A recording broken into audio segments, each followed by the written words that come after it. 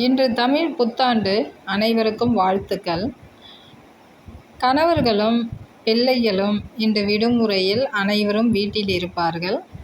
வீட்டில் உள்ள பெண்களுக்கு காலை முதல் இரவு வரை நல்ல உணவுகளை செய்வதற்கு அவர்கள் மிகவும் சிரமப்பட்டு வேலை செய்து கொண்டே இருப்பார்கள். இரவு உணவு முடிந்ததும் கணவர்கள் அவர்கள் வரும் வரை சற்று நேரம் காத்திருந்து அவர்களிடம் அன்பாக 2 வார்த்தைகள் பேசி அவர்களை சந்தோஷமாக உறங்க வையுங்கள். அவங்க வேலையை முடிச்சுட்டு வர்றதுக்குள்ளே சாப்பிட்டுட்டு கொரட்டை விட்டுட்டு தூங்கிட்டு இருந்தீங்கன்னா அது அவ்வளவு சிறப்பான செயல் அல்ல.